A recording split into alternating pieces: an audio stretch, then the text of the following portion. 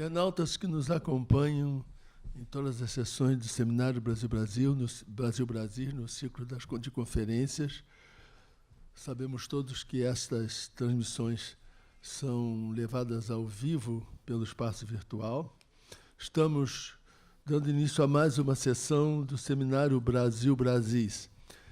É sempre bom reiterar que, no espaço da reflexão que essa academia leva a cabo em suas atividades, o ciclo de conferências das terças-feiras se concentra nos aspectos da cultura feita na realidade brasileira e planetária, e o Seminário Brasil-Brasis dedica-se à cultura fazendo-se, aqueles aspectos que ainda não foram devidamente incorporados, ou não sei se devidamente apropriado, que ainda não se incorporaram à realidade brasileira ou planetária, como eu disse, que então são tratados numa mesa que é de responsabilidade, desde a sua idealização e a sua constituição, é de responsabilidade de um acadêmico.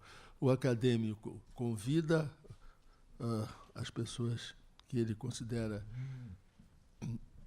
que estejam em diálogo com ele dentro do assunto escolhido. A estrutura é livre, tanto ela se faz de manifestações de cada um dos participantes da mesa, isso fica a critério da coordenação, como pode se fazer de um diálogo, de uma troca de ideias simultânea. Enfim, a estruturação do seminário é conduzida pelo coordenador-geral, que, para a honra nossa, hoje é o acadêmico Cândido Mendes, que dispensa apresentação, bastaria dizer que é o magnífico reitor da Universidade Cândido Mendes, que é o criador e presidente da Academia da Latinidade. Eu me dispenso de ler, mas eu prefiro até ler alguns dos seus títulos, só por lembrar. É sempre importante. Por favor.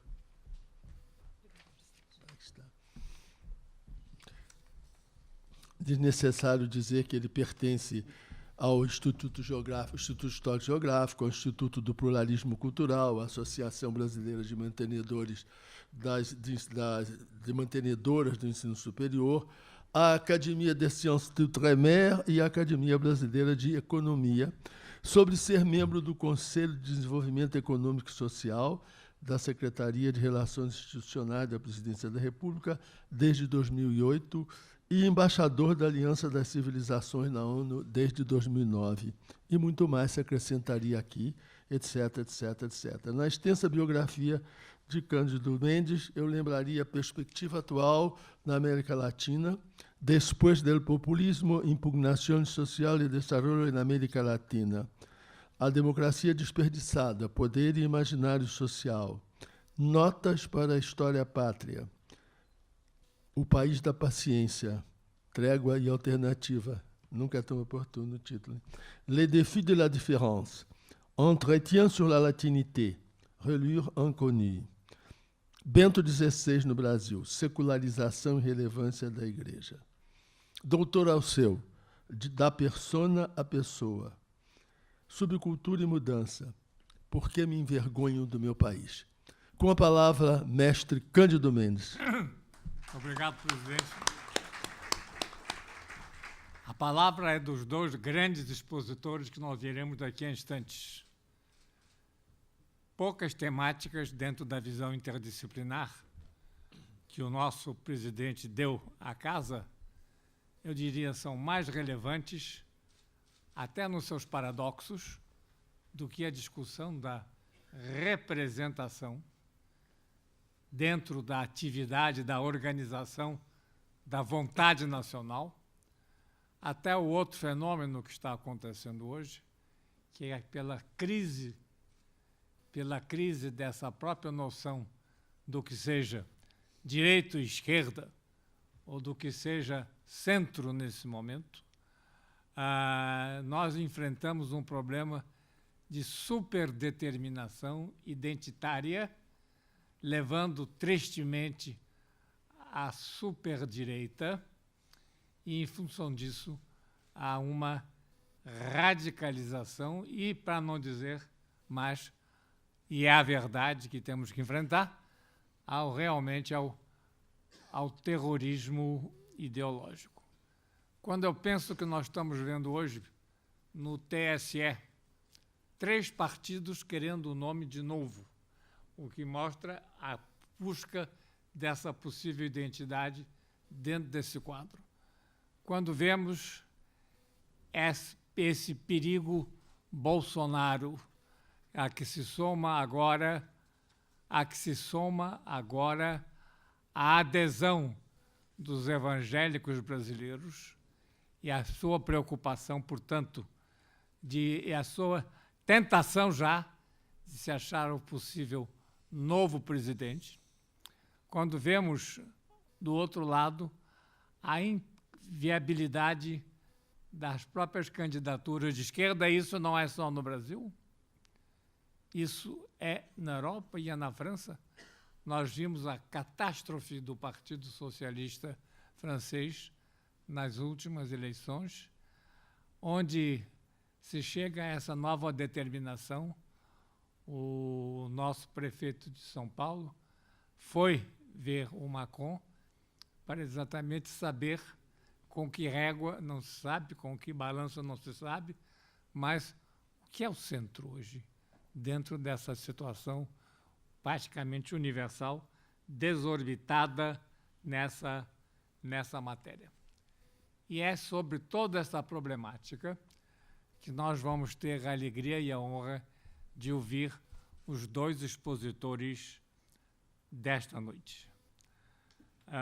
Eu não preciso dizer o que é para nós realmente o professor Jairo Nicolau. Digo isso porque ele se formou no nosso UPERJ.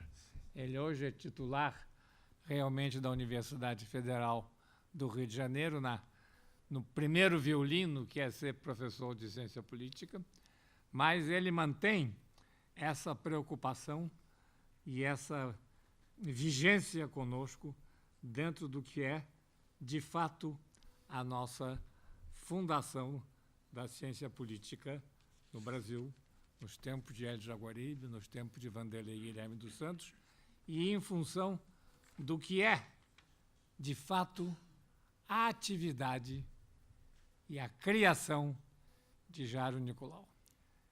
Perpassando a lista das suas pesquisas, veja pelos próprios títulos a relevância e de que maneira ele, quem vai nos falar, está realmente no coração dessa problemática. Votos inválidos nos municípios brasileiros, é uma pesquisa.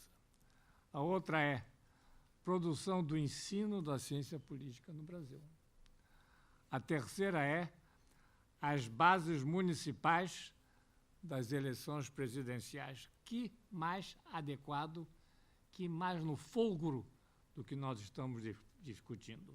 Os sistemas partidários, as determinantes sociológicas dos sistemas partidários, a base de sustentação do governo Fernando Henrique e as determinantes sociológicas e institucionais das eleições da Câmara dos Representantes, dos Câmara dos Deputados, 95, 97, que é um trabalho, digamos assim, de uma riqueza epistemológica que precisaria ser mais conhecida e divulgado. Mas não há só, digamos assim, os títulos, nem a problemática. Nós temos, evidentemente, os livros de Jairo. História do voto no Brasil, eleições no Brasil do Império aos dias atuais. Representantes de quem? Os caminhos do seu voto da urna à Câmara dos Deputados. E realmente, digamos assim, nos recados dessas pesquisas e da sua reflexão, vem, de fato, umas mensagens que, mais do que nunca, estão no olho e na visão desses dias agora. Os fundamentos da competição política. Esse recado aqui é importante. Lula e a contagem regressiva da esperança.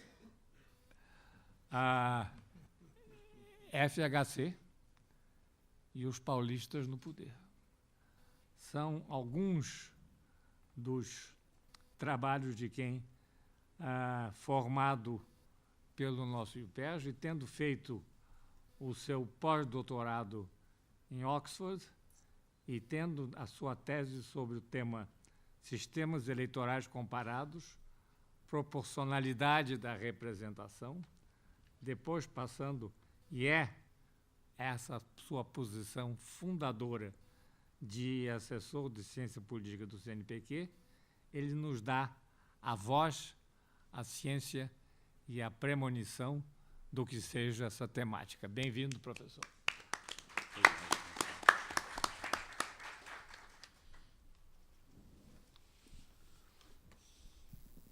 Boa tarde, quase noite. Para mim é uma honra, uma alegria, uma emoção estar aqui nessa casa. Eu diria que estava pensando nos lugares que mais me senti honrado de ser convidado para participar. O primeiro, não por ordem de ida, né? O Congresso Nacional, a escola em que eu estudei, e agora a Academia Brasileira de Letras, né? Então é uma honra muito grande. Cumprimento o presidente Domício, o professor Cândido Mendes, meu reitor durante tantos anos, que fez tanto pelas ciências sociais no Brasil e investindo no IUPERJ e dando todo o apoio para as pesquisas na nossa área, e também meu professor José Murilo de Carvalho, que fomos por um pequeno tempo colegas, mas foi, sobretudo, meu professor no IUPERJ. Bom, eu trouxe aqui uns slides, não sei se é muito comum que isso aconteça, eu me apresento mais como um pesquisador do que qualquer outra identidade, e queria compartilhar com vocês, então, alguns dos resultados de uma pesquisa que eu fiz recentemente e discutir o tema que foi sugerido para essa tarde, não é? Eu fiz duas decisões na minha apresentação, que, pensando no que, eventualmente, o professor Renato Giannini faria, né, a apresentação, me concentrando na dimensão da representação política e, particularmente, na situação brasileira. Claro, a gente poderia se concentrar desde aspectos mais teóricos, do problema da representação política e da radicalização, como também discutir isso em perspectiva comparada, falando de outras democracias, né? Antes de começar a falar especificamente do caso brasileiro, não sei se vocês estão conseguindo ver os slides aí por conta da luz. Tá bem? Tá bom. O primeiro aspecto que eu queria salientar é simplesmente, eu fiz uma enumeração de evidências de pesquisas que eu consultei recentemente, de dados, do que, afinal, nós sabemos sobre as transformações das democracias tradicionais, né? Assim, o que está acontecendo nos países, particularmente da Europa, né? As democracias da América do Norte, Oceania, enfim. As democracias tradicionais que se consolidaram depois da Segunda Guerra, todas passam, num maior ou no menor grau, por essa lista de aspectos, né? Claro, eu não vou discutir cada uma delas, porque não é o tema que eu priorizei, mas nós temos muitas evidências de que isso está acontecendo em praticamente todos os lugares, não é? Declínio do comparecimento eleitoral. A maioria das democracias do mundo não usam o voto obrigatório, como nós usamos, e eleição a eleição, nós observamos um declínio do comparecimento. A eleição francesa, a vitória do Macron, foi muito celebrada, mas menos de 50% dos franceses compareceram para votar, né? Dos adultos franceses. Isso é sintomático de algo que vai acontecendo em praticamente todos os lugares. Um artigo que eu li, coletando muitos essa semana, eu fiquei muito impressionado com dados sobre o declínio do interesse da juventude, não é? Uma pesquisa também comparativa internacional com relação à política.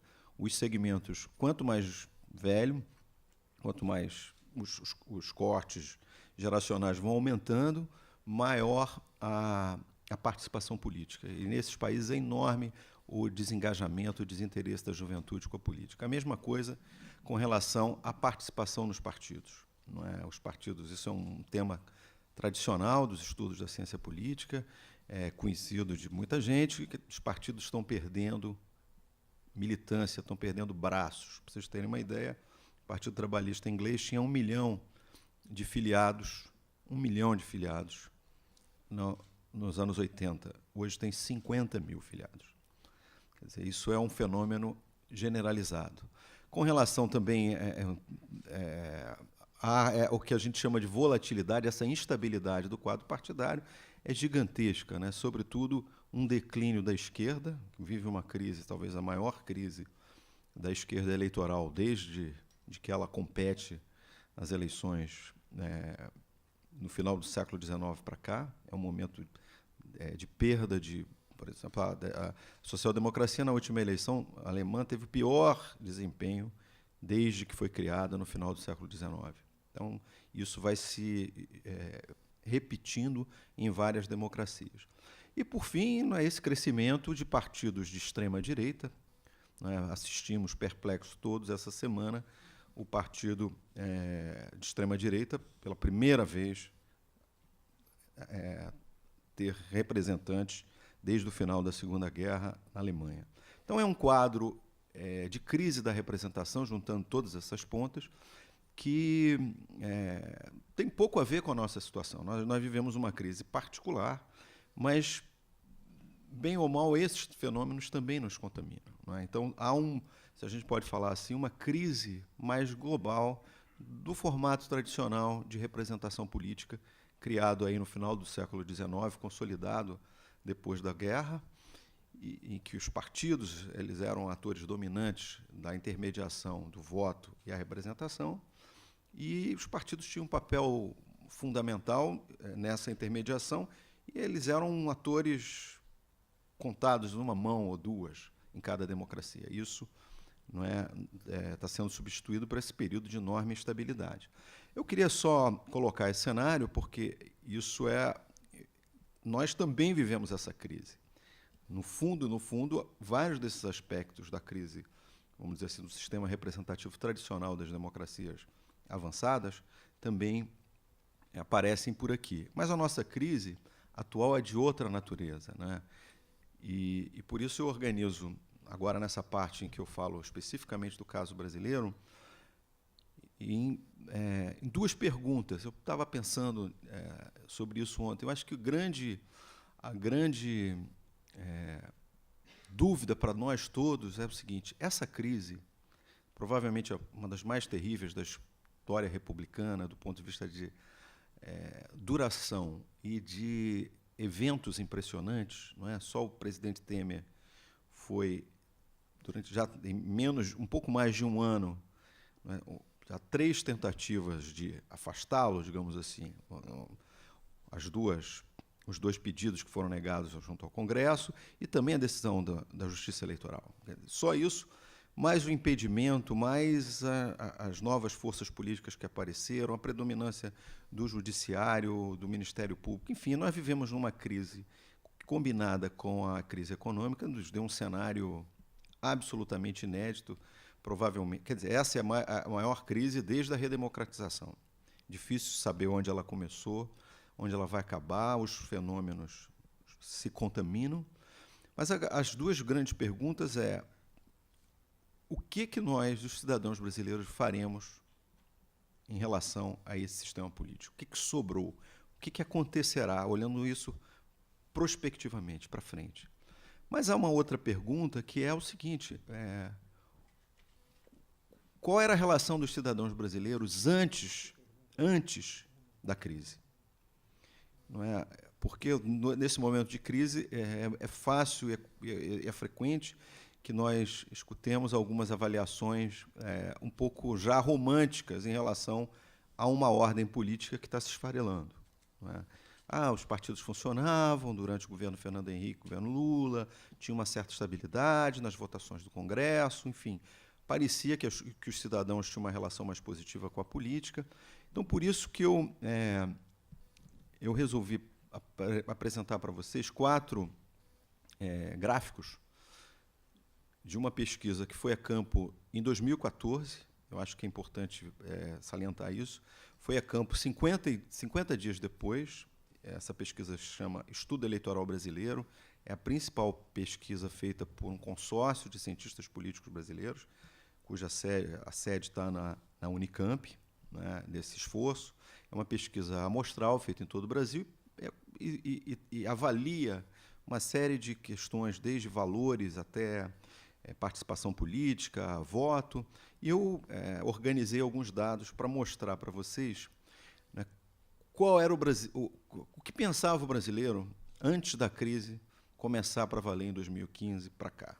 Não é?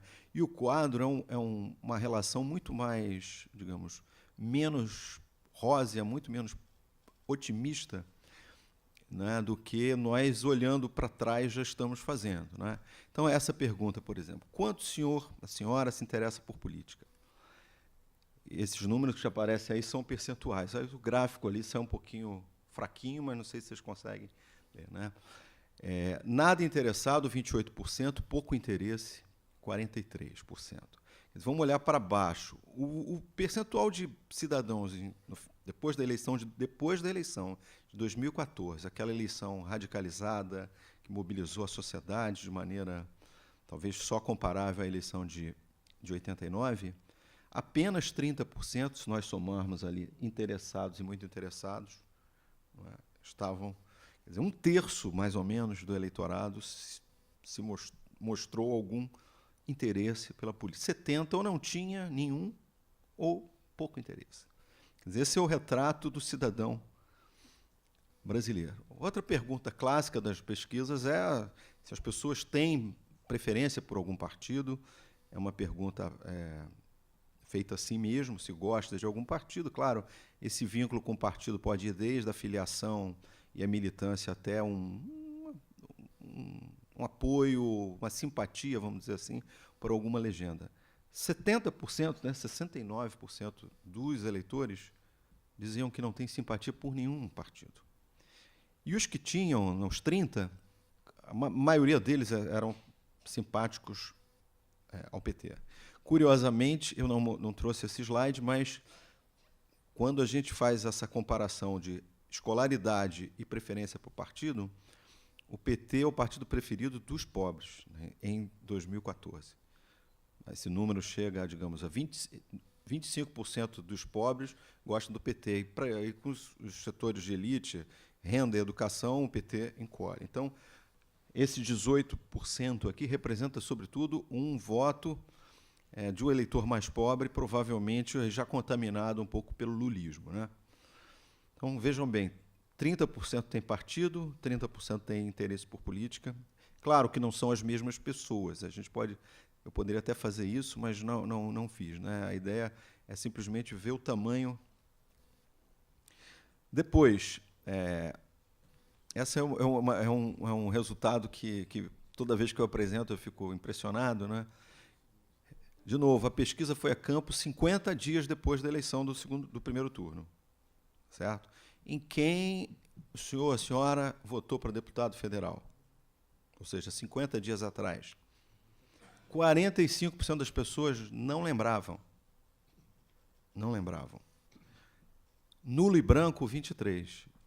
De novo, 30% lembravam e disseram o nome de um candidato ou um partido.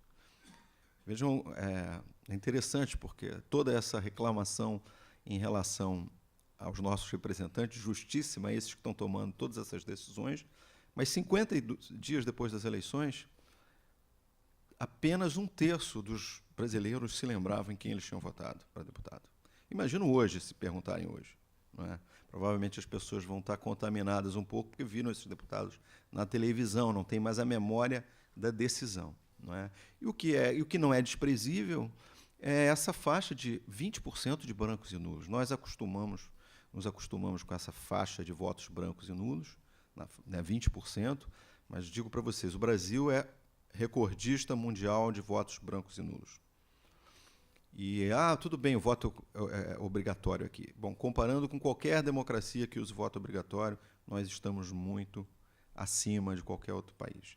E, curiosamente, esse patamar está subindo.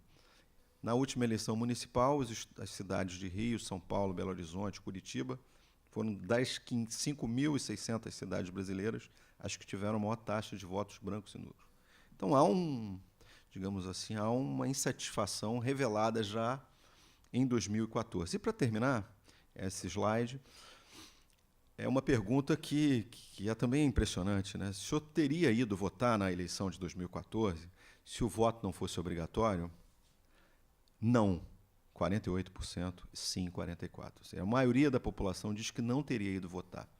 E, de novo, aqui, entre os mais pobres e mais de baixa escolaridade, com eleitores que não completaram o ensino fundamental, 70% disseram que não iriam votar.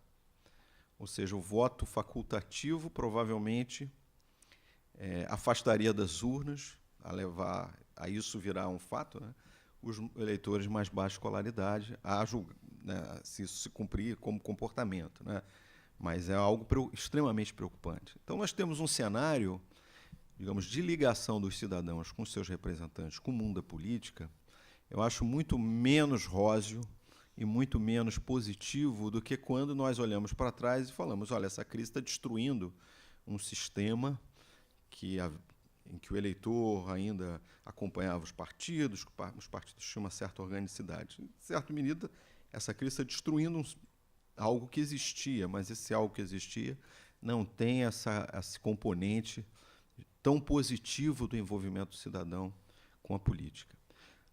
Claro que é impossível falar aqui sobre essa crise, eu acho que a gente só vai ter toda a dimensão do que nós estamos vivendo daqui a um tempo. As coisas não param de acontecer, né? Os fenômenos também fizeram que a gente perdesse um pouco a dimensão de espanto e de gradação do que é absurdo, o que é rotineiro nessa crise. Mas acho que a segunda pergunta para nós todos acho que preocupa todo mundo, sobretudo depois da decisão do Congresso ontem, né, da Câmara, melhor dizendo, de manter o presidente Temer até o final, e a probabilidade que ele fique lá é muito alta.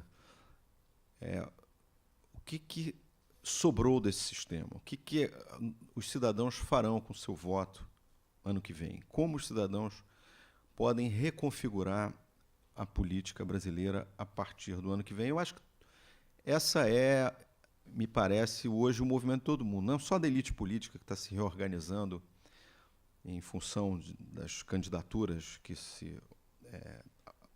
aparecerão no ano que vem, mas também dos eleitores e dos movimentos sociais que foram muito ativos, não é, até a queda da presidente Dilma. Mas agora eu acho que, depois dessa exaustão, todo mundo aposta no que pode sair das urnas em 2018. Eu termino explorando esses aspectos. Não é? Eu acho que há dois vértices que eu percebo. Claro, tudo isso aqui é especulação. Né? Eu já observo análises do tipo, o Bolsonaro vai para o segundo turno, o Bolsonaro não vai desaparecer durante a campanha.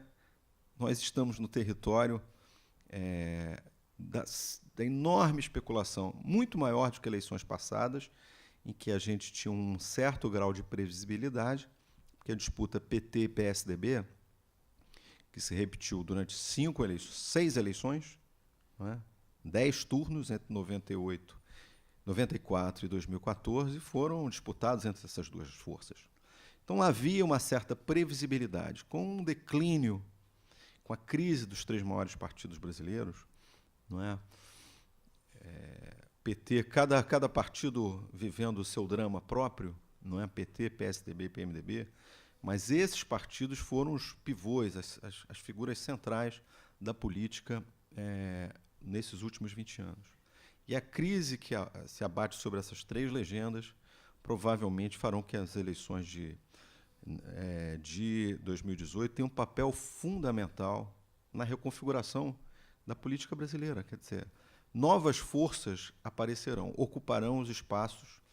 Eu acho que ninguém acredita que esses 3 partidos terão no sistema que começará o papel que tiveram até hoje, ou pelo menos desde a transição até 2014. Mas uma preocupação minha, particularmente, que estudo isso há muito tempo, que é o comparecimento, a abstenção, brancos e nulos, é que, lamentavelmente, uma parte da crise da política, dos brasileiros com a política, tem passado justamente pela recusa. Não é coincidência que, depois das manifestações de 2013, que o epicentro foi a cidade do Rio de Janeiro, na eleição seguinte, o Rio tenha sido a cidade com maior taxa de votos brancos e nulos. Então, uma parte, e quando a gente observa a geografia dos votos brancos e nulos, a gente observa que são os bairros mais alta renda, os municípios mais prósperos, onde esse voto está imperando. Não são nas áreas mais pobres. Então, uma preocupação essa, se uma parte do eleitor, olhando para esse cenário, optar para o voto branco, nulo e o não comparecimento, é terrível, né, para o processo de modernização da política brasileira, sobretudo se esse eleitor é um eleitor mais moderno, das áreas de mais alta escolaridade, como tem sido nas duas últimas eleições. E nós estamos vivendo um fenômeno novíssimo, com o surgimento de legendas que não usam mais a palavra partido, que na transição era obrigado, toda nova legenda tinha que usar o nome partido. Não é? Isso foi, dizem, né, um artifício para o MDB perder a sua vitalidade, né, feito pelos formuladores da legislação eleitoral do regime militar. Então, o PMDB colocou sabiamente um P na frente do MDB e todas as outras legendas desde então. Mas agora, como vários políticos têm dito em entrevista, só o nome partido já cria um enorme embaraço quando você é um deputado ou chega para conversar com as pessoas. Então, novas legendas estão surgindo, algumas delas de corte mais liberal, como o partido, nem chama-se Partido Novo, é o Novo, né? O Livres, que é um partido que trocou o nome para Livres. Agora tem a Rede da Marina, tem o Patriota, que é um partido que está sendo organizado para acolher, para mudar de nome, o Partido Ecológico está trocando de nome para Patriota e mudando seu programa para acolher o Bolsonaro, que competirá pelo Patriota, é o que dizem. Tem o Podemos, o Avante, que são forças que tendem digamos assim, a criar uma barafunda maior ainda nesse sistema partidário brasileiro tão fragmentado, tão disperso.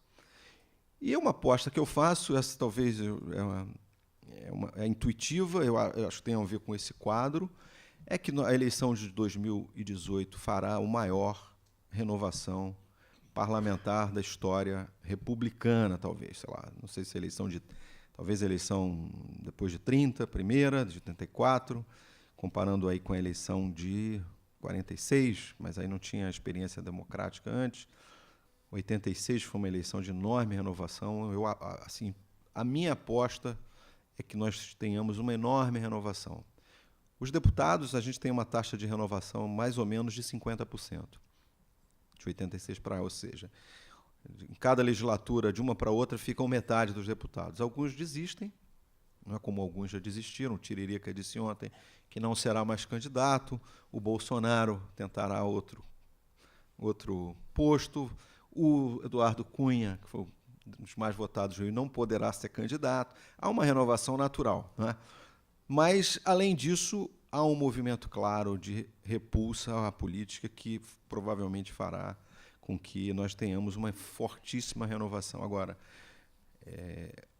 o impacto de toda essa crise para o eleitor em 18, nós vamos saber provavelmente na nova rodada dessa pesquisa, que vai perguntar de novo o que os eleitores pensam da política, a confiança que eles têm nas instituições. Hoje eu não saberia dizer se eu vejo que essa crise trouxe aspectos mais positivos, ou seja, estamos falando de política, conversando mais, estamos conhecendo os nossos representantes, isso trará algo positivo, ou o efeito contrário. A crise nos fará mais pessimistas, mais que rejeitemos mais fortemente a política, e isso acentua um lado extremamente negativo que já estava nos dados de 2014. Então, são esses os aspectos que eu queria salientar. Enfim, é claro que, não sei se depois nós temos uma possibilidade de debate, introduzir novos novos temas aqui à baila, mas agradeço mais uma vez a oportunidade. É isso. Obrigado.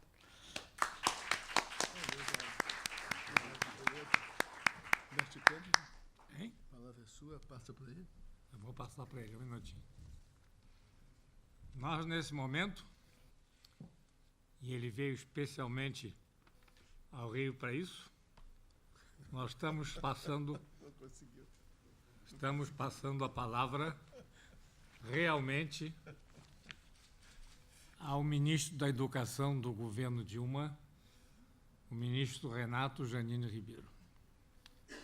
Quero salientar não só essa militância nesse sentido, mas eu estou falando sobre um professor titular de Ética e Filosofia na Universidade de São Paulo. Foi professor visitante na Universidade de Colômbia em 2003 e 2004, diretor de avaliação da CAPES, e recebeu o Prêmio Jabuti de Melhor Ensaio de 2001, a Ordem Nacional do Mérito Científico, a Ordem do Rio Branco, a Ordem do Mérito Naval, professor honorário do Instituto de Estudos Avançados da USP e pesquisador sênior do PNCNPq. Quais são as obras? O que escreveu Renato Janine?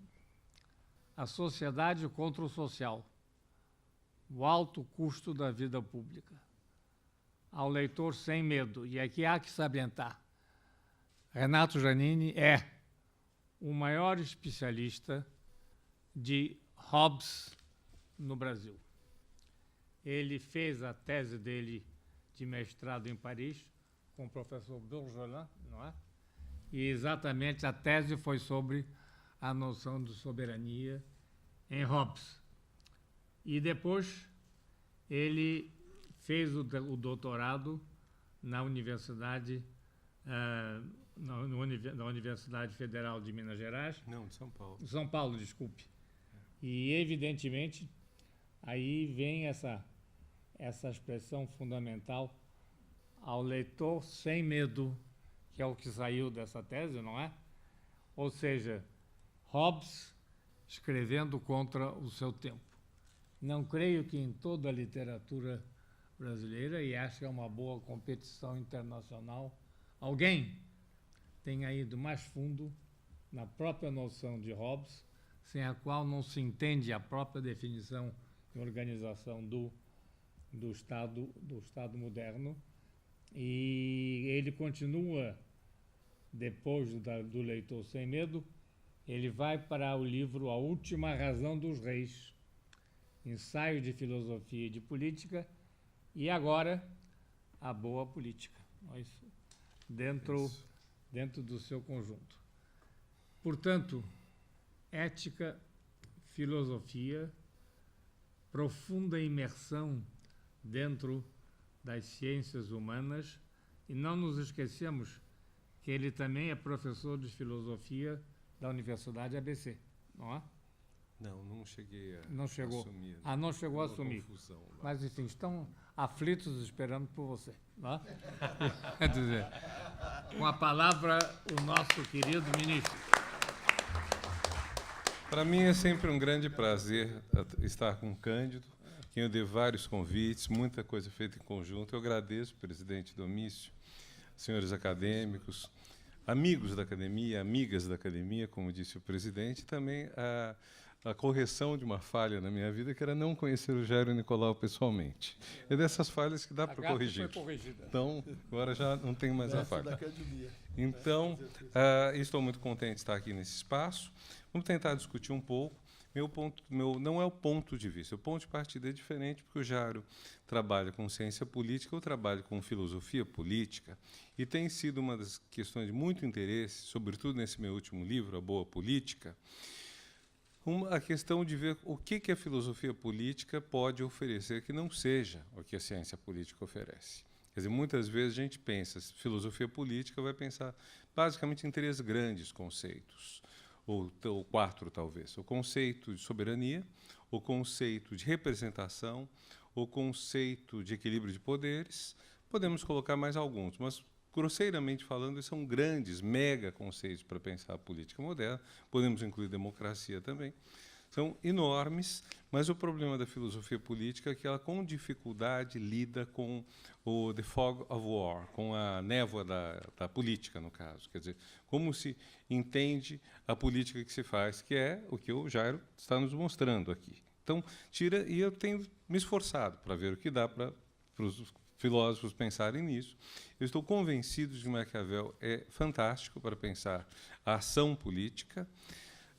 Tenho minhas dúvidas quanto a Hobbes, quanto a Rousseau, quanto a Marx. Tenho minhas dúvidas o quanto que eles permitem pensar a ação, a escolha de um candidato ou outro, o que leva a uma vitória, seja na política eleitoral, seja em outras formas de política, mas é uma questão que me interessa muito e a questão da representação muito forte. Como Jairo, eu pensei mais em falar na representação do que na radicalização, na verdade. Mas eu vou pelo menos dar uma pincelada inicial sobre radicalização. Nós temos uma tendência muito grande a confundir radicalização e extremismo. Penso que o ponto de partida nosso deve ser distingui-los. O radical não é um extremista ou não é necessariamente um extremista. Ser radical, como diz a raiz da palavra, é tomar as coisas pela raiz. Então, quando existe o radical, a radicalização, o mais correto é dizer é alguém que está tomando as questões pela raiz. Então, um democrata radical não é o mesmo que um democrata extremista. O democrata radical é alguém que pega o conceito de poder do povo e pensa como podemos radicalizar esse conceito, como podemos fazer que o povo tenha o mais possível o poder, o kratos, o que não é nada fácil, em boa parte devido a vivemos em regimes representativos nos quais a participação popular se dá de maneira indireta, se dá de maneira eleitoral, se dá por outras vias que não há daquele espaço que, pelo menos para nós de filosofia política, não sei se para a ciência política também, Cândido e Jairo, também vale isso, mas, de certa forma, para nós Atenas é uma espécie de ídolo, de exemplo, de paradigma de democracia. A democracia ateniense, ao longo dos séculos, tem para os filósofos um ponto de referência extremamente importante, e nós damos a ela essa ideia da democracia por excelência, em que pesem os problemas. Vocês podem achar estranho, mas eu encontrei uma pesquisa sobre a população mundial no período de Péricles, em Atenas. É uma pesquisa muito ampla, porque não tem muita certeza, não havia, obviamente, nenhum tipo de censo, mas calcula-se que fossem de 100 a 500 milhões o número de pessoas vivendo no planeta no período de Péricles. Vocês veem está muito aberto o número, né?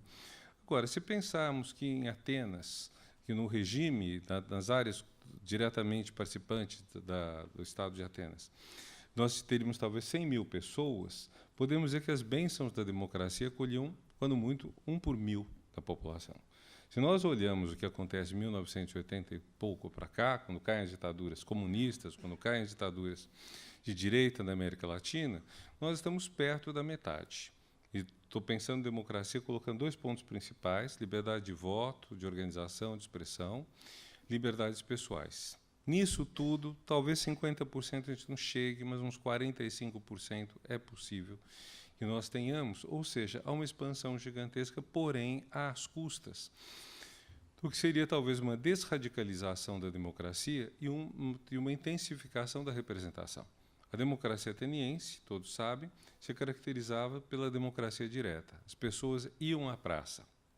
Dados de Moses Finley indicam que essas assembleias tinham lugar cada 9 dias em média, ou seja, 40 por ano.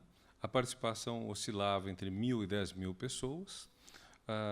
Não era mesmo 1.000 não é uma participação irrisória, mas embora percentualmente fosse pequena.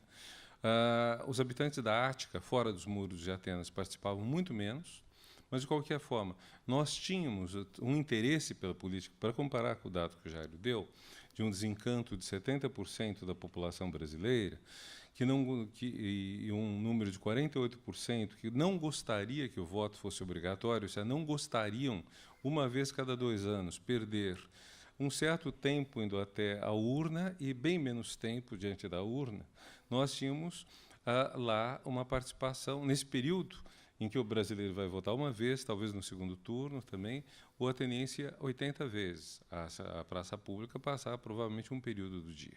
Então nós temos, não é à toa que Atenas, pelo menos para nós de filosofia, tem um caráter tão importante. Eu diria, provavelmente para quem estuda filosofia política, quem se equipara um pouco a Atenas, e talvez aí os cientistas políticos gostem um pouco mais, seja a Florença de Maquiavel. Porque as referências à Florença elas são muito mais modernas, porque nós temos partidos, nós temos disputas.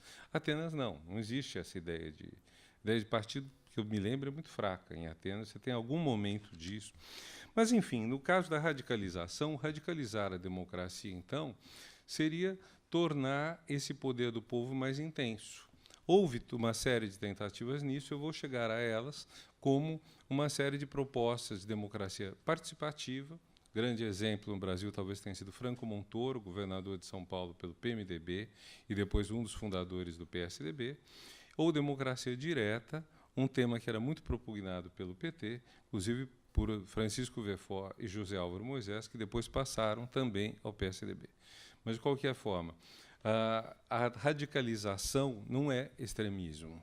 Quer dizer, não deveríamos colocar na vala comum do extremismo o que pode se radicalizar o regime político. Mas essa é uma discussão longa, eu queria apenas pincelar para que a radicalização não fique fora do debate a que fomos convidados pelo professor cientista e reitor Cândido Mendes.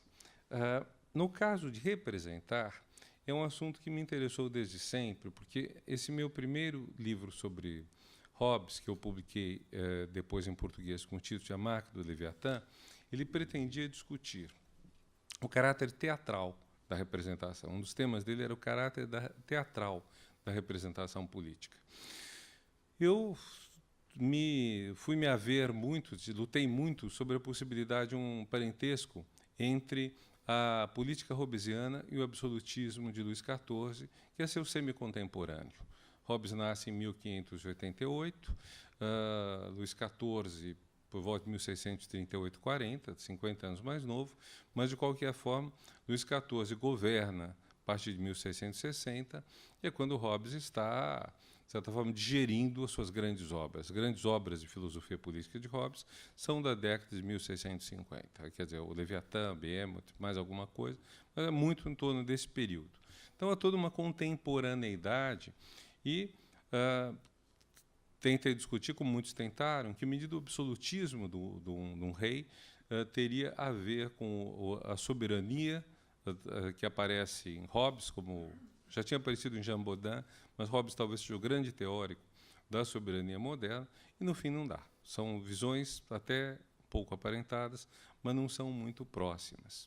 Mas há um ponto muito importante que Luís XIV vai colocar na questão política, que é a questão da representação. Não sei quantos têm na memória o filme de Roberto Rossellini, A Tomada de Poder por Luís XIV, que é um belíssimo filme e que padece de ser muito formado na história tradicional, mas que mostra toda essa maneira como Luís XIV vai assumindo o poder, tirando dos ministros e, ao mesmo tempo, fazendo a corte de Versalhes, que vai acabar sediando-se em Versalhes, um local de um grande espetáculo teatral. E como tudo isso se torna extremamente sedutor para a sociedade francesa, a tal ponto que seu neto ou bisneto, Luís XV, o café da manhã dele dominical é uma espécie de espetáculo em que ele toma o café da manhã em cima de um estrado, como nós estamos, e os burgueses de Paris vão para ver, sobretudo, a destreza com que o rei corta os ovos quentes com um único golpe da colherinha, decapitando ovos quentes. O rei decapitava ovos quentes. Então, quer dizer, tudo isso tem um sentido teatral. Quem viu o filme da Sofia Coppola, agora me foge a Maria Antonieta, acho, vê toda essa teatralidade num momento que já é insuportável. Maria Antonieta odeia isso, não suporta, mas essa teatralidade, ela de certa forma marca muito a política. E esse é um dos sentidos da palavra representar, é onde eu queria chegar. A palavra representar tem vários sentidos em português, ela é extremamente polissêmica. Então, e talvez a gente possa dizer, os dois principais sentidos que ambos vão estar presentes na política são a representação teatral e a representação jurídica. A representação teatral é a maneira pela qual o político faz uma encenação que, de certa forma, seduz o público. Então, isso tem a ver com a sedução. A sedução é uma província da retórica. Quer dizer, o que é seduzir uma pessoa, inclusive amorosamente? É dar continuidade à retórica. A retórica é definida por Aristóteles como sendo a arte que nos permite adequar nosso discurso ao destinatário da forma mais capaz de persuadi-lo. Não se trata de convencê-lo. Convencer seria a província da razão, seria algo que teria a ver com a lógica. Trata-se de persuadir, de apelar às paixões dele, de conseguir engatar com as paixões dele. Há uma história que eu acho maravilhosa da história brasileira, de exemplo de péssima retórica, é quando o Marechal Lott, que foi um homem digno, concorreu ao presidente da República e foi fazer um comício em São Paulo e comentou, o Jairo deve conhecer a história, e comentou que estava muito contente de estar de volta àquele estado que ele tinha primeiro conhecido em 1932, quando ele fez parte das tropas que reprimiram a Revolução Constitucionalista. Isso é realmente o contrário de uma retórica. Você deve ir para um lugar e falar as coisas que agradem. Aí é o contrário. Então, nós temos, de um lado, todo esse campo, retórica, persuasão, apelo às paixões muito mais do que à razão, sedução no limite. Um bom sedutor, vocês peguem as memórias de Casanova, vocês veem que ele sabe sempre ter o discurso adequado a seu público, que geralmente é uma mulher só. Mas tudo isso é um caminho da retórica que vai dar nos nossos marqueteiros e nas campanhas eleitorais. Tudo isso faz parte, então, de algum tipo de representação. Como vamos representar Dilma para o eleitor? Como vamos representar Lula? O grande tournant que ocorre em 2002, quando, acho que é Duda Mendonça, que diz que ele tirou aquele homem mal-humorado, reclamão, e viu que por trás dele havia um homem alegre, de bem com a vida, e passou essa imagem, que foi muito mais bem sucedida do que a imagem que tinha em 3 eleições sucessivas coincidido com a derrota de Lula. Então, temos outras representações. Representação de Aécio. Quer dizer, entre o Aécio que a gente tomou conhecimento pelas gravações e o Aécio que a gente viu na televisão, há um abismo total. Então, quer dizer, há uma... E a representação, deveríamos acrescentar, ela funciona razoavelmente melhor quando ela tem uma certa relação com a realidade da pessoa. Quer dizer, talvez Aécio não tenha convencido tanto porque ele não segurava o personagem.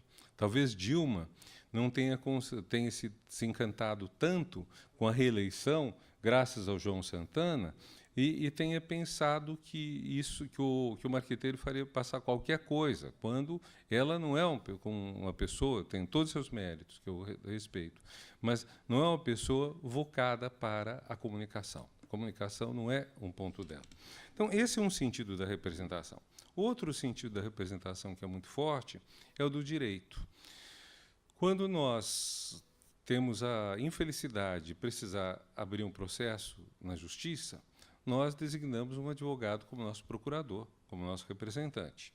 Portugueses e espanhóis sabiam disso muito bem quando davam aos membros dos seus parlamentos na Idade Média o nome de procuradores junto às cortes. Então, o deputado em Portugal e nos vários reinos que vieram formar a Espanha, o deputado não tinha esse nome, mas tinha o nome de procurador. Então, elegiam-se procuradores, até o Salazar manteve esse nome, porque ele tinha sua queda profunda pela Idade Média, ele achava que tinha acontecido depois um grande erro, talvez. Então, ele retomou esse nome de procuradores junto às cortes, mas essa ideia é uma ideia jurídica pela qual nós designamos alguém como nosso representante. O interessante é pensar de que maneira essas duas ideias, uma seca, fria, direito, razão, eleição de representantes, procuradores, outra quente, carregada de emoções, de paixão, sedutora, como que essas duas ideias se juntam, quer dizer, de que maneira que funciona esse jogo conjunto. E quanto mais o regime seja democrático, provavelmente mais elas vão se juntar, porque a democracia, e aí eu vou pegar um termo que é usado de outra maneira, mas que eu gosto muito, pelo Peter Burke, no livro dele A Fabricação do Rei, que é a tradução em português de A Fabricação de Luís XIV. E ele diz, falando dos monarcas nórdicos da época de Luís XIV, que eram mais populares, que não adotavam uma distância tão grande entre o governo e o público, ele diz, não eram reis democráticos. Claro que não, porque não eram eleitos pelo povo. O Kratos não era do demos, não era do povo. O poder não era do povo. Mas eram reis demóticos. Eu gosto desse termo demótico, que eu acho que muitas vezes ele vem cumprir o papel que nós chamamos de populismo. O demótico tem o demos como destinatário. Em vez do demos ser quem tem o Kratos, quem tem o poder, o demos é o destinatário, o povo é o destinatário de um discurso que é elaborado para ele. O show de Luís XIV era um show para a nobreza, era um grande show para a nobreza. Condição mínima para você ver o café da manhã de Luís XV era você entrar com uma espada, o que você podia alugar do lado de fora de Versalhes. Eu não sei se tinha banquinha, se tinha loja, não sei como era exatamente, mas as pessoas, os burgueses de Paris, que não costumavam, ao contrário da nobreza, andar com uma espada, eles alugavam, podiam entrar. Agora, é claro que um pobre não iria entrar. Nem estaria vestido a caráter, nem teria dinheiro para comprar, para ter o mesmo lugar, uma espada. Então, é um show mais de classe alta, vamos dizer, do rei com os que estão mais próximos. O que nós passamos a ter com o sufrágio universal é um show para todo mundo, é um gigantesco show. Não é à toa que ele passa pela televisão, não é à toa que se fazem grupos não apenas quantitativos, mas qualitativos de pesquisa. Não é à toa que se procura ver quais são as palavras que servem, que são adequadas. Ninguém até hoje sabe com exatidão quem criou o slogan Pátria Educadora, que eu recebi quando eu estava lá. O MEC não foi. O MEC não gostou do slogan. Foi comunicado ao MEC. Nós não sabemos se veio da Casa Civil ou se veio do marqueteiro. Por que nós não gostamos do... o slogan veio antes de eu ser nomeado. Mas porque nem o meu antecessor, nem os secretários gostaram. Porque no momento de redução de dinheiro, ele deixava de ser um slogan, se tornava um grande tiro ao alvo colocado no peito. Tanto que qualquer problema que havia na educação, mesmo que fosse na esfera municipal, mesmo que fosse o governador Tucano do Paraná mandando bater nos policiais, aparecia Pátria Educadora. Quer dizer, tudo era colocado na conta do MEC. Agora, vocês veem, em outra circunstância, poderia ser um tremendo slogan.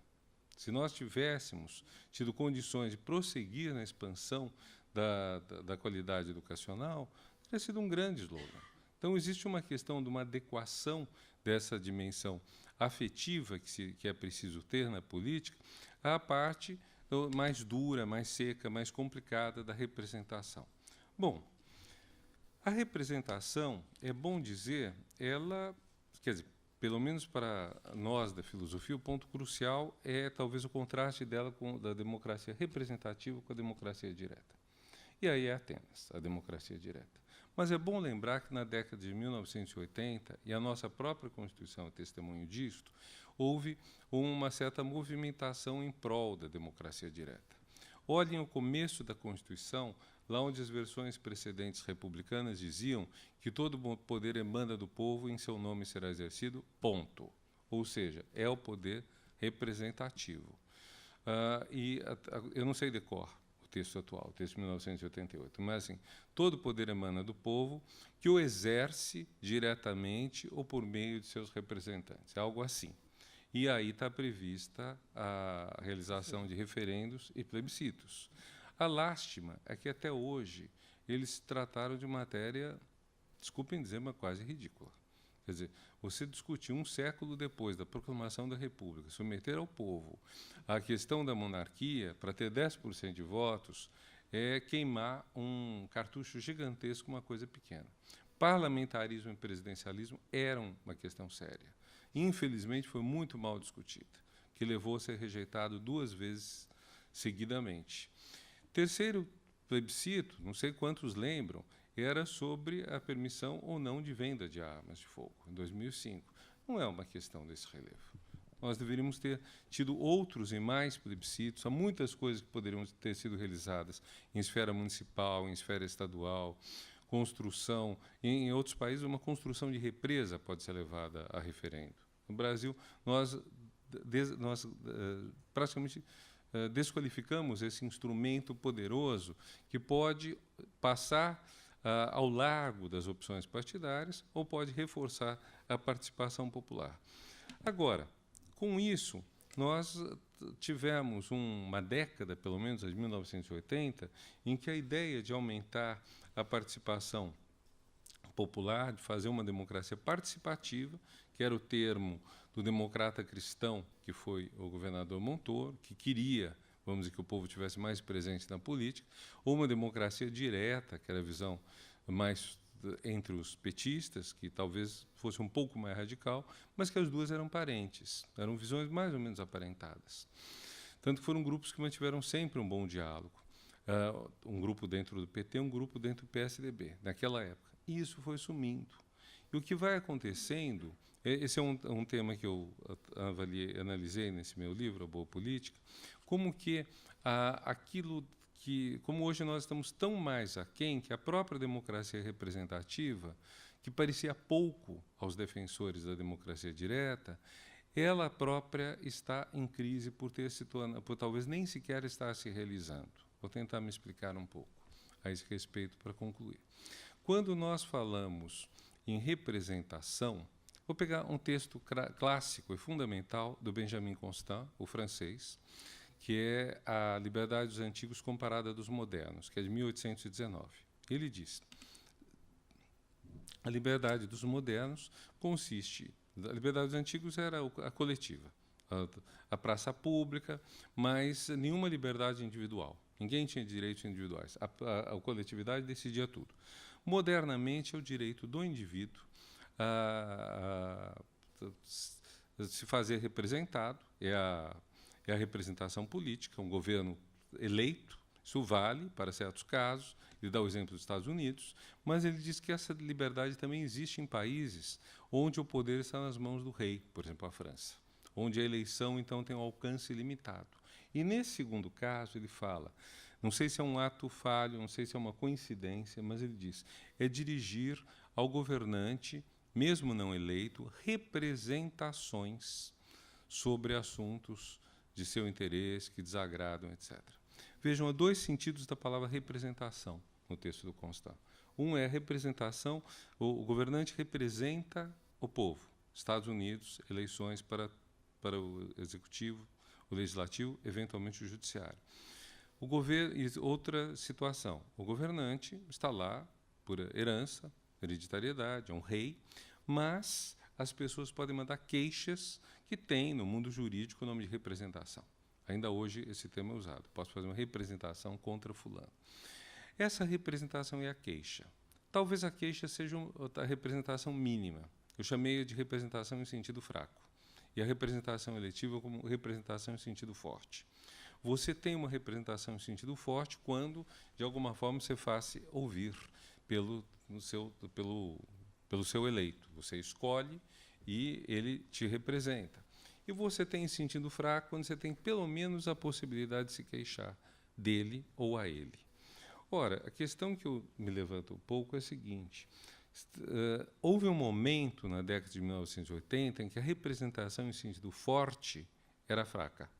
Em que a representação em sentido forte parecia a muitas pessoas insuficiente para radicalizar a democracia. E nós estamos hoje numa situação em que a representação em sentido fraco está sumindo da possibilidade. A quem você vai se queixar se alguma coisa acontece que não tem que fazer? Situação brasileira atual, a quem a gente se queixa? Os dois poderes democráticos eleitos foram se destruindo. Hoje nós estamos assistindo ao terceiro poder se implodindo. Isso, aparentemente, com um empenho, um planejamento, uma decisão e um gosto gigantescos, porque não dá para entender como eles podem ser tão sistemáticos nas suas implosões. Quer dizer, o respeito às instituições está muito baixo e está muito difícil diante disso tudo, para não fugirmos do nosso tema, está muito difícil, diante disso, dizer a quem a gente vai se queixar. Lembrem aquela expressão do Brasil colonial, vá queixar-se ao bispo. Queixar-se ao bispo queria dizer, temos alguém a quem dirigir a queixa. Isso é fabuloso, gente. Quer dizer, você saber a quem se queixar é muito importante. Por isso que as empresas criam saque, criam 0800, por isso que tem o Reclame Aqui. Todo esse negócio de você poder saber a quem se queixa é muito bom.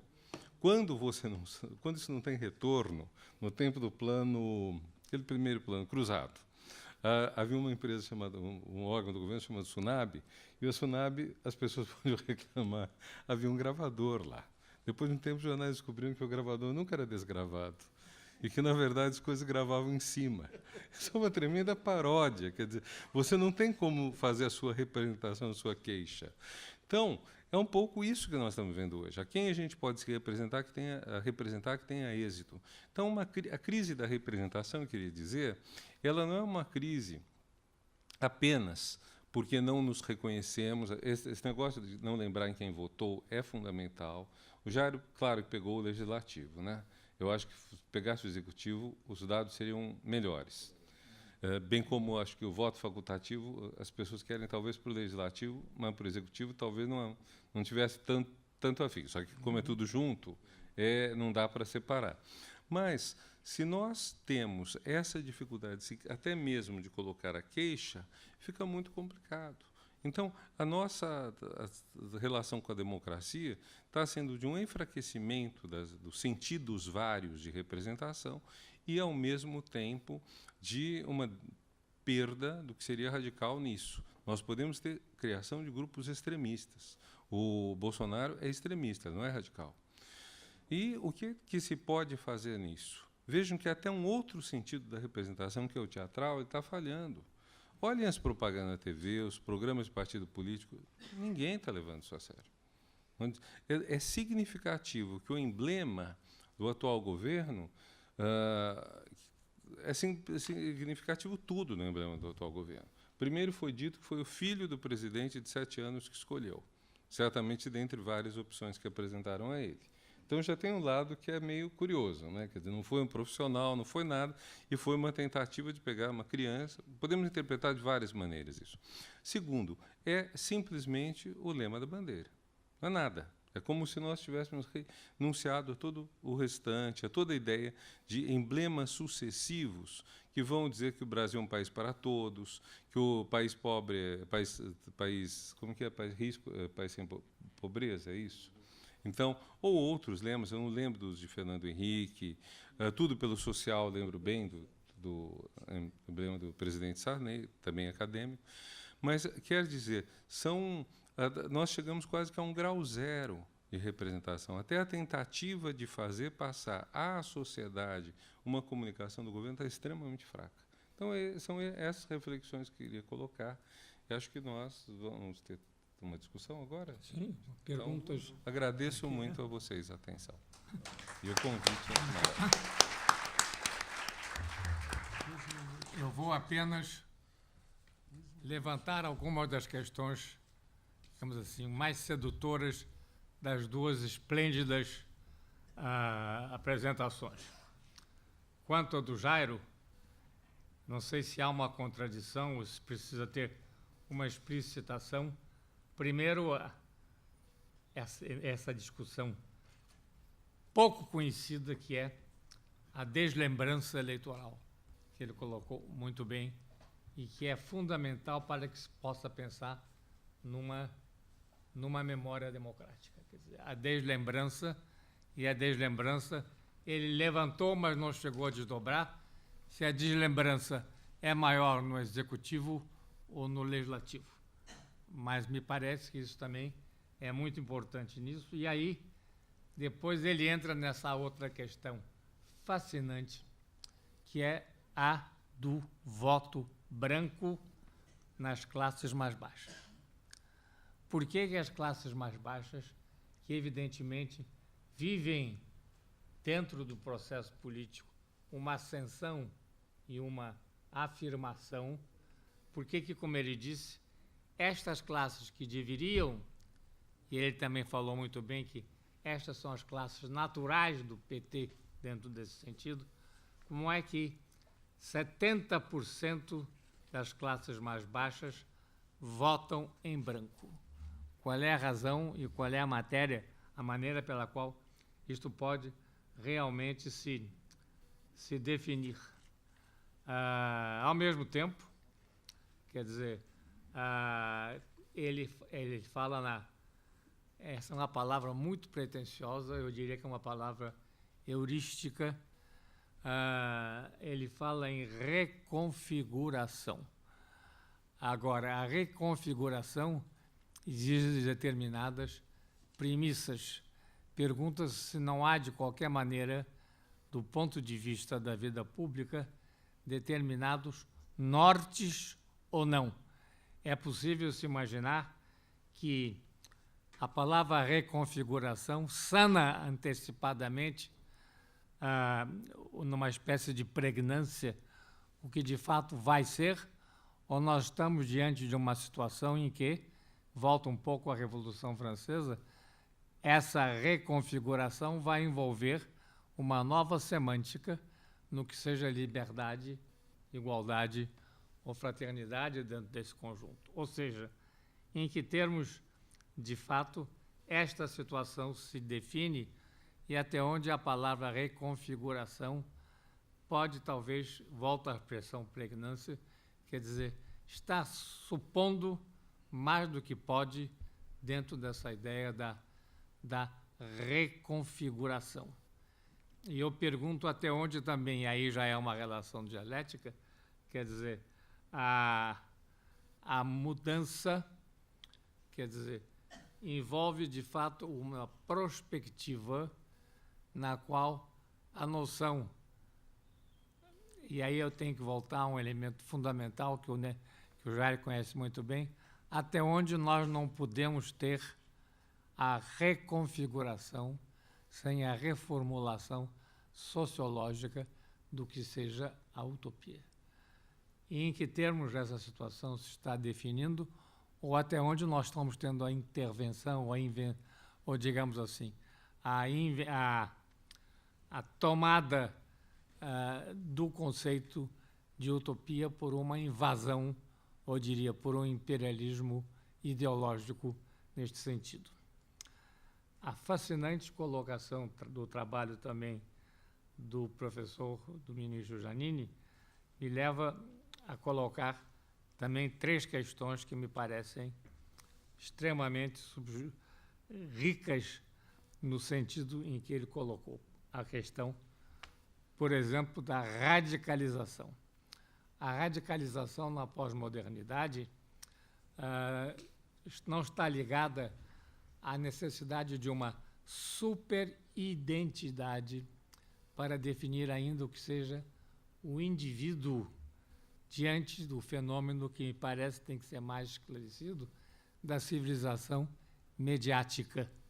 Quer dizer, até onde hoje a radicalização começa por esse tipo de tarefa e envolve uma superidentidade cujos horizontes não se pode ainda sequer imaginar, digamos assim, diante do fenômeno dessa civilização mediática essencialmente expropriadora da identidade. Agora, e finalmente, dentro das colocações que me parecem extremamente importantes, quando se fala, quando o Giannini coloca muito bem, e essa palavra ainda não temos, o professor Venâncio aqui, que foi um dos autores do projeto Afonso Arinos, discutiu isso também muitíssimo. A queixa já está na Constituição atual, enquanto se pode falar, e devemos isso a Evaristo de Moraes, mandato de injunção. O mandato de injunção é, a meu ver, já na atual carta, o que seja esta queixa ou este protesto que se faz coram multo e, evidentemente, a meu ver, já é uma pré-condição, ou realmente uma prognose do que seja a sua extremamente rica ideia de como na democracia se pode, de fato, trabalhar a noção da queixa dentro dessa ideia. Eu vou ficar aqui do ponto de vista das perguntas. Sim. Bem, temos muito pouco tempo, né? Estamos quase no limite, 10 minutos para as respostas, como diriam os comentaristas de televisão. 10 minutos para as respostas, 5 minutos para Jairo, 5 para o Janir, pela ordem. Jairo. Não, mas vamos relaxar. Não temos aí diante da eternidade hoje. Bom, eu não sei se o público concorda. Bom, essa casa da imortalidade, quer dizer, se permanecemos aqui ad eterno, seria maravilhoso. Jairo, por favor. É um grande prazer, mas não sei se o público... Vocês que sabem, mas eu vou tentar cumprir os 5 minutos. Bom, só um... Pois não. Pois não.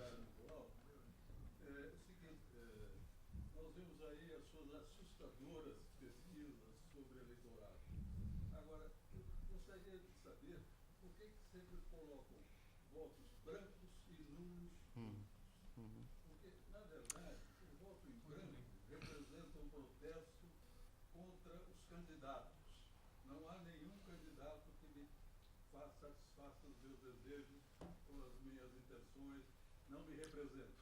Agora, o voto nulo, aí é um voto perigoso, porque o voto nulo é um voto contra o sistema eleitoral. Quer dizer, não quero saber de eleições, nulo. Há uma diferença entre essas. Só para ordenar, nós temos as perguntas do Cândido, na sequência a sua pergunta, porque senão vai tumultuar o processo. Ele fez 2 perguntas. Não sei se é pontual a sua pergunta. Espera aí. Mas ela é pontual. Sim, pois é, mas você... Não, porque eu estou pensando no ordenamento. Tudo bom, então, por favor. O coordenador mandou só fazer eu um reparo aqui na pressa da minha apresentação. Eu não falei da minha satisfação de também conhecer o Renato e estar aqui com ele. Eu sou um grande admirador do trabalho dele. Bom, as perguntas. O professor Cândido... É impressionante a capacidade analítica, né, de professor. Uma apresentação tão simples, ele trouxe questões tão argutas e chamou de deslembrança, colocou poesia no que é um termo que para mim é duro, né, a falta de memória do eleitor poucos dias depois. É claro que aí realmente... eu talvez devesse ter esclarecido, a falta de memória dos eleitores é forte no voto para o legislativo. Não é? Os eleitores lembram em quem eles votaram para presidente e governador numa taxa menor, aí na faixa de 80, 85, nessa pesquisa. Mas por que eu me concentrei nesses aspectos? Primeiro, porque a dimensão representativa, no sentido clássico, está vinculada ao legislativo. E, segundo, que esse legislativo ganhou nos últimos 3 anos um protagonismo na vida política nacional, né, que eu acho que merece voltar a 2014 e ver o que os eleitores fizeram e pensavam no momento que eles escolheram essas pessoas, essas figuras, para nos representar, né?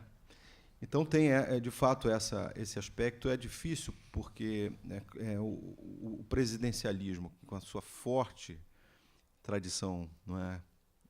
Pensar a república no Brasil é necessariamente pensar no presidencialismo, e nós sempre, em todos os sistemas eleitorais, para a Câmara, sempre votamos em pessoas também. Mas, mesmo o voto sendo personalizado para a Câmara, não tem a força, não é, de uma eleição presidencial. Basta ver o tempo de cobertura que os candidatos a presidente recebem na mídia, e os candidatos a deputado federal, estadual. Quer dizer, não existe possibilidade, não é, de cobertura, não é, das campanhas dos deputados federais e estaduais. Primeiro, que o número é gigantesco. Segundo, que vai cobrir o dia de um candidato dos 750 candidatos a deputado federal do Estado do Rio de Janeiro. Como é que faz isso? Tem um problema matemático também. Com relação à questão dos brancos e nulos, não é, só um esclarecimento. Por que juntar? Juntar é simplesmente um atalho para apresentação. Eu concordo, né, que o ponto é muito importante. Os votos brancos e nulos, eles precisam ser separados e, curiosamente, eles oscilam de eleição para eleição. Não é? Um fenômeno que nós estamos observando agora, nas últimas duas eleições, a municipal de 2014, de 2016 e as eleições gerais de 2014, é um crescimento do voto em branco comparativamente ao voto nulo, que era maior. E na era do voto da célula de papel, um grande volume de votos inválidos, mas naquele momento era por erro de preenchimento. A última eleição, antes da introdução da urna eletrônica, nós batemos 45% de votos nulos. É a eleição na história das eleições mundiais com maior taxa de votos brancos e nulos. E todos nós líamos aquilo como um protesto da população em relação ao sistema. Enfim, né, foi uma eleição que não parecia ter nada assim, foi a eleição do Fernando Henrique. E quando a urna eletrônica foi introduzida, em 98, a taxa de brancos e nulos caiu para menos de 10 pontos, 10%. Então, mostrando que, provavelmente, e eu fui presidente de sessão eleitoral, lembro disso, as pessoas tinham enorme dificuldade de transformar a preferência em voto, porque para deputado elas tinham que escrever o nome do candidato ou o número do candidato no lugar certo.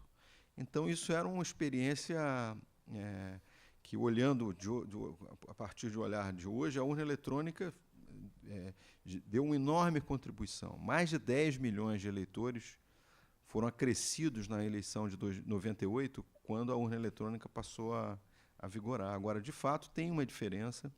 O que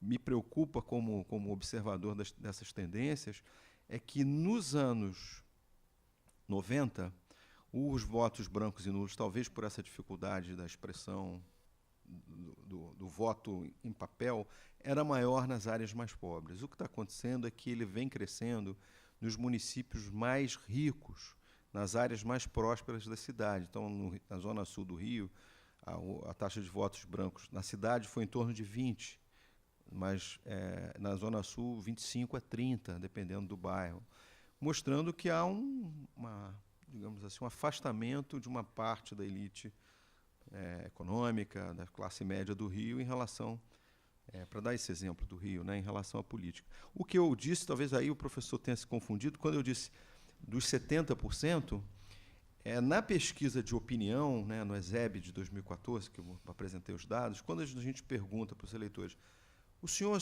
a senhora teria ido votar nesta eleição, caso o voto não fosse obrigatório? Metade diz que não teria ido, tá certo? Agora, entre os eleitores de baixa escolaridade, o número é 75%, ou seja, a rejeição à política declarada, não na prática. Os eleitores mais pobres vão e votam, né? Não sei bem por quê, se é por compra de voto, por máquina, isso aí tem que ser melhor explorado. Mas, quando perguntado, quanto maior a escolaridade, mais tende a dizer que vai votar. Então, esse esclarecimento. E, por fim, a reconfiguração, realmente eu usei a palavra sem pensar muito nas consequências epistemológicas. O professor tem toda a razão. Mas o fato é que a minha intuição ou interpretação é que nós estamos vendo o fim de uma era em que um quadro, apesar desses ruídos, dessa base, digamos, tão pobre como os dados mostravam, tinha uma certa ordem. Essa ordem era uma aparente barafunda partidária. Nós temos o sistema partidário mais fragmentado do mundo, de todas as democracias. Essa barafunda era organizada por duas forças, PT e PSDB, tendo um partido, um pêndulo, né, que é o PMDB, que recusou a disputa presidencial desde 94, ou seja, nesses últimos 20 anos, praticamente o PMDB não foi um ator relevante na disputa presidencial, mas foi o pêndulo, o fator central dessa organização. Depois dessa crise, quando eu falei em reconfiguração, é que vai provavelmente virar algo novo, um novo formato de organizar a vida parlamentar, o presidencialismo brasileiro em outras bases, provavelmente, não sei qual vai ser, porque com essas forças emergentes, com esses novos partidos, com os partidos médios que lançarão candidatos depois de muitas eleições sem fazê-lo, nós teremos uma reconfiguração, usando o termo, que é, para mim, totalmente incerta. A minha aposta é que não será mais PT versus PSDB. Nós vamos ter um outro mundo. Agora, eu não tenho a mínima ideia como esse mundo será. Pronto. Muito obrigado. Eu que agradeço. Janine? Bom, muito obrigado ao professor Cândido pelas questões. Também adorei Deslembranças. Uma coisa, o Guimarães Rosa abençoando essa casa. Mas, bom, vamos lá.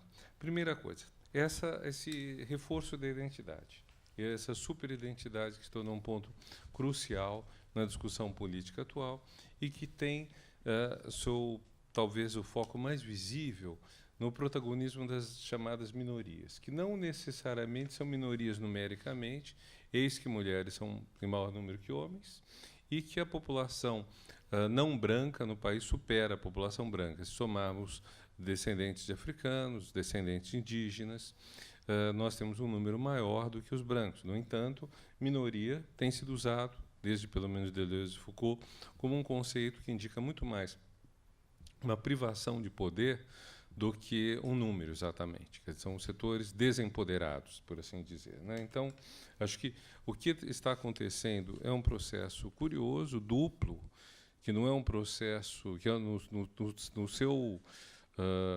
no principal me parece um processo muito positivo, empoderamento de mulheres, de grupos étnicos, mas que também traz um problema sério, que é a ruptura com outros grupos. Por exemplo, toda aquela que houve sobre o turbante, que há uns meses atrás, sobre o fato de uma moça branca supostamente estar usando turbante, porque ela estava passando por quimioterapia, e ser contestada por negras que disseram que era de negros, que estava se apropriando culturalmente de algo de outra cultura. O que entra numa confusão danada, até porque poderíamos dizer que, na verdade, isso vem dos persas e dos turcos, né, antes de estar entre os negros. Mas, para além dessa questão, uma ênfase cada vez maior em que só podem falar de certos assuntos as pessoas que são do respectivo grupo. O que é pena que o Sérgio Rouanet não esteja aqui, porque vai totalmente contra os valores do iluminismo que o Sérgio sempre defende. Mas, ao mesmo tempo, é uma situação complexa, porque realmente são grupos humilhados, ofendidos, que estão querendo tomar a palavra por si próprios. Isso cria uma situação extremamente complexa, muito complicada, que não tem solução fácil. Toda vez que eu vejo uma solução muito fácil, seja o homem não pode falar da experiência mulher, branco não pode falar da experiência negro, eu acho errado. Mas toda vez que eu ouço também dizer que qualquer um pode falar, que não existem diferenças, etc., também parece que é uma simplificação. Mas esse ponto, Cândido, me parece que é talvez o ponto mais preocupante nisso tudo, até porque, nos últimos anos, isso foi desviando o protagonismo da questão social para a questão identitária. Então, a discussão, vamos dizer, sobre a pobreza, a superação da pobreza, aquilo que deveria ser o grande projeto liberal, se levarmos a palavra liberalismo a sério, que é a igualdade de oportunidades, a igualdade no ponto de partida, não no ponto de chegada, mas no ponto de partida, sim, o que depende de atenderem-se às necessidades mínimas de alimentação, emprego, transporte, saúde, educação.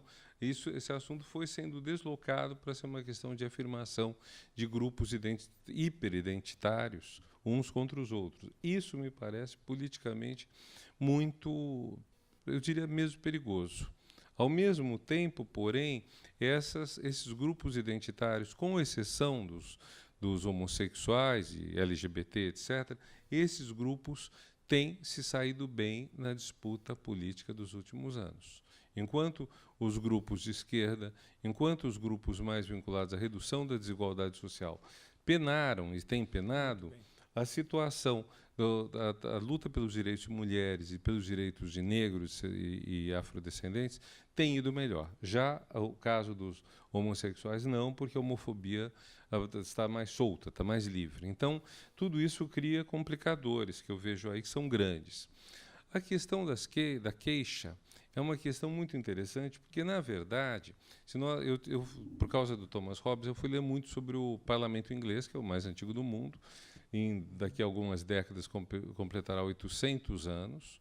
Agora, por muito tempo, talvez até a Revolução de 1640, por muito tempo, quer dizer, por 400 anos, metade da sua história, digamos, o parlamento é mais um lugar onde os representantes dos burgos e dos condados levam suas queixas do que uma outra coisa. Não existe uma periodicidade fixa, não existe obrigação do rei convocar o parlamento, ele convoca apenas porque, tirando um pequeno imposto arrecadado nos portos, outros impostos só podem ser arrecadados com aval do parlamento. Então, o rei precisa do parlamento, sobretudo se ele precisar de dinheiro, que sempre ele precisará, aliás. Agora, esse é o momento que dá um trade-off, um quid pro quo, que é o rei pede imposto e os cidadãos levam suas queixas, suas grievances. Então, fica uma troca, que é uma troca complicada. No início, inclusive, as queixas, o rei promete atender só depois do parlamento ter ido embora para casa. Então, ou seja, as pessoas têm que confiar no rei. O parlamento tem que votar o dinheiro para ele, mas não tem garantia nenhuma do que o rei vai fazer. É interessante que, às vésperas da Revolução Inglesa, em 1640, o longo parlamento fala, não, nós não queremos isso, não. Nós queremos que, primeiro, o rei atenda nossas queixas e só depois nós vamos votar imposto para ele. E isso vai acabar dando a Revolução e mudando tudo. Então, o papel da queixa na política é um papel muito forte. Ele é extremamente importante. O que eu apenas quis contrapor é nós temos talvez séculos e séculos em que o máximo que o súdito pode fazer é uma representação fraca no sentido de queixa. Com a democratização nos últimos séculos, essa queixa virou eleição, virou escolha, passou a ser algo importante. E hoje isso está enfraquecendo. E, nesse ponto, a deslembrança, que o professor Cândido viu no trabalho do Jair, a deslembrança é um sinal muito claro dessa dificuldade de a representação se realizar. E é muito interessante, também queria comentar esse ponto, o jogo instável de classes dentro disso. Porque, por um lado, nós temos um descaso maior dos mais pobres pela política, você apontou nessa pesquisa de 2014.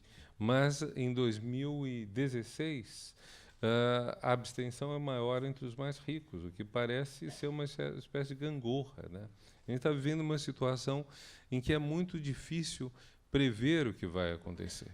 O que é muito triste nisso tudo é que, em teoria, o poder, os representantes plurais do povo, sobretudo os deputados, as câmaras baixas, são o elemento propriamente democrático, num regime mesmo presidencialista, porque eles representam a pluralidade. Agora, nós estamos vivendo uma situação que, se o nosso poder executivo não está em boas mãos, o nosso poder legislativo está no quê? Péssimas, é talvez um eufemismo? Não sei se é um eufemismo dizer péssimas.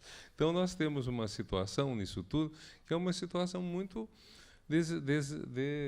desesperançadora, né? E nós vamos ter que construir isso. Nós tivemos os 3 poderes constitucionais estão se destruindo. E, a partir de um certo momento, é implosão mesmo. Não estão sendo ameaçados de fora. Parece que é até mesmo um empenho. Se nós olhamos, por exemplo, o trajeto que o candidato Aécio fez depois de perder a eleição, se ele não tivesse feito esse trajeto, ele ia ser um líder político que talvez fosse eleito presidente no ano que vem. Então, todo esse trabalho de autodestruição é uma coisa gigantesca. E eu sou talvez mais pessimista que o Jairo, porque eu não estou nem pensando em termos de partidos, estou pensando no que sobra disso tudo. Quer dizer, como nós vamos conseguir reorganizar isso tudo. Tá? Parece muito difícil. Muito obrigado. Com a permissão do mestre Cândido, eu queria inicialmente agradecer a Cícero Sandrone por nos ter libertado da ditadura de Cronos. Muito obrigado.